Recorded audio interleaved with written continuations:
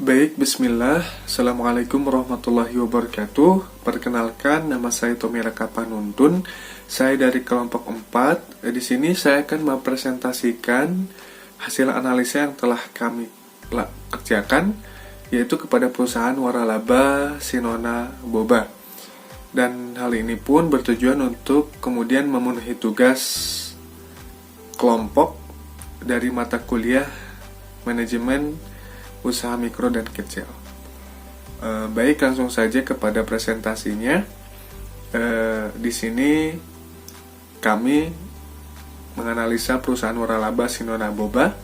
Kemudian anggota kelompoknya yaitu yang pertama ada Ade Ratnawati, kemudian ada Cindy Lukita, kemudian ada Tommy Raka Panuntun yaitu saya sendiri, dan kemudian ada Wina Sumiati.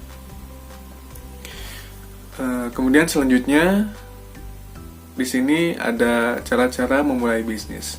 Yang pertama, merintis usaha baru. Mendirikan usaha baru dengan modal, ide, manajemen, dan organisasi, atau membeli perusahaan orang lain. Kemudian yang kedua, membeli perusahaan yang telah didirikan atau dirintis dan diorganisir oleh orang lain dengan nama goodwill dan organisasi yang sudah ada. Kemudian yang ketiga, kerjasama manajemen. Kerjasama antara entrepreneur, franchisee dengan perusahaan besar, franchisor atau parent company dalam mengadakan persetujuan perjanjian untuk menyelenggarakan usaha. Kemudian selanjutnya yaitu pendekatan yang digunakan untuk mencari peluang. Nah, yang pertama itu ada inside out approach generation. Adalah pendekatan berdasarkan gagasan sebagai kunci yang menentukan keberhasilan usaha. Kemudian yang kedua, ada outside in approach, adalah pendekatan yang menekankan pada basis ide bahwa perusahaan akan berhasil apabila menanggapi atau menciptakan kebutuhan pasar. Kemudian selanjutnya ada hal-hal yang perlu diperhatikan dalam merintis usaha baru. Yang pertama, ada percaya diri adalah kunci utama. Kemudian yang kedua, rencana bisnis yang matang. Kemudian selanjutnya yaitu berpikir kreatif dan inovatif. Kemudian selanjutnya pahami kompetisi bisnis. Kemudian yang selanjutnya siap menghadapi rintangan dan juga terbuka terhadap kritik dan evaluasi. Kemudian selanjutnya yaitu terus belajar dan jangan cepat puas diri. Dan yang paling penting adalah lakukan semua itu sekarang. Nah, kemudian selanjutnya akan dijelaskan oleh rekan saya.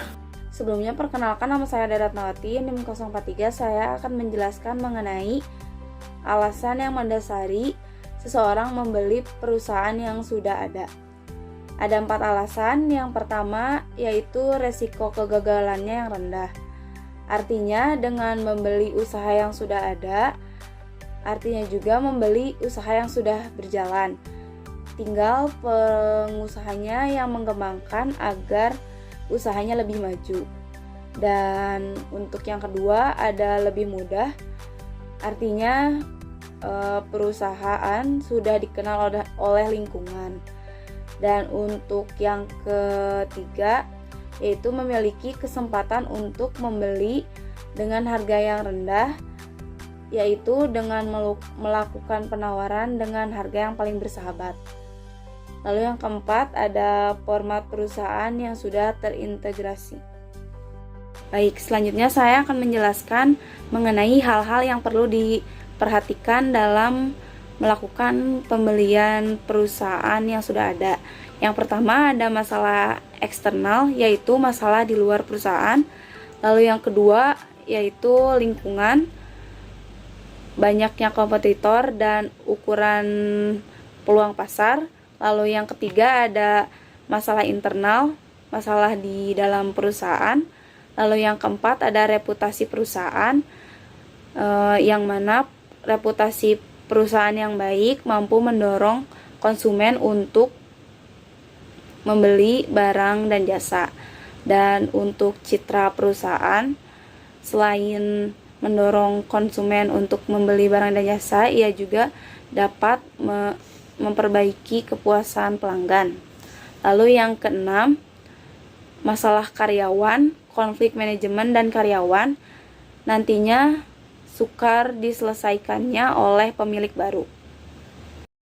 Baik, selanjutnya saya akan menjelaskan mengenai profil franchise Sinona Boba. Sinona Boba ini merupakan produk minuman boba yang sangat kekinian dan viral dengan memiliki varian rasa yang sangat lengkap dengan konsep yang elegan. Namun untuk harga sangat terjangkau oleh semua kalangan. Selanjutnya adalah kelebihan dari franchise Sinona Boba. Di sini kita telah melakukan pertanyaan atau memberikan pertanyaan kepada Sinona Boba, agen Sinona Boba, bahwa Sinona Boba ini, franchise ini memiliki beberapa kelebihan. Yang pertama itu adalah usaha ini mudah dijalankan karena penyajiannya yang tidak rumit. Dengan begitu memang dengan didukung oleh bahan baku dan juga alat-alat lainnya sehingga untuk penyajian ini tidak terlalu rumit. Yang kedua itu paket usaha ini sudah komplit ya, hanya perlu menyediakan karyawan dan lokasinya aja gitu. Jadi sudah disuplai dari pemasoknya atau dari pemiliknya. Terus yang ketiga itu tanpa potongan-potongan yang membebankan mitra. Dengan begitu itu juga tidak akan menyulitkan mitranya. Yang keempat, mendapat keuntungan besar dari hasil penjualan tentunya. Yang kelima adalah repeat order, murah karena pusat memproduksi sendiri untuk bahan baku Sinona Boba ini. Selanjutnya adalah kekurangan franchise Sinona Boba. Untuk kekurangannya tersendiri ada 3. Yang pertama juga ketika kita tanyai bahwa yang pertama itu kurangnya kendali dari pembeli waralaba terhadap bisnisnya tersendiri. Hal tersebut dikarenakan apa? Dikarenakan semua sistem telah ditentukan oleh pemilik waralaba. Jadi sistem yang digunakan ataupun aturan-aturan yang digunakan sudah disampaikan oleh pemilik dari waralaba tersebut. Terus yang kedua adalah bahan baku itu mengandalkan pemilik waralaba. Jadi ketika kita memberi franchise itu otomatis bahan baku dan yang lain-lainnya itu dipasok ataupun diberikan oleh pemilik waralaba sehingga tidak sebebas untuk membeli bahan bakunya. Nah, untuk yang ketiga itu terpengaruh pada reputasi waralaba lain. Nah, ketika waralaba ini bagus di daerah sana, ya otomatis ini juga terbawa bagus gitu. Begitu pula sebaliknya, jika tidak terlalu bagus maka yang lain juga terbawa tidak. Selanjutnya adalah hal yang perlu diperhatikan sebelum melakukan kerjasama melalui waralaba. Di sini itu yang pertama itu adalah perhatikan kriteria dari franchise atau waralabanya gitu. Nah, pada pasal 2 ini disebutkan bahwa waralaba itu harus memenuhi beberapa kriteria. Yang pertama itu adalah usaha harus memiliki ciri khas usaha. Yang kedua adalah usaha itu harus terbukti sudah memberi keuntungan dan memiliki pengalaman setidaknya 5 tahun serta memiliki kiat bisnis untuk mengatasi persoalan usahanya.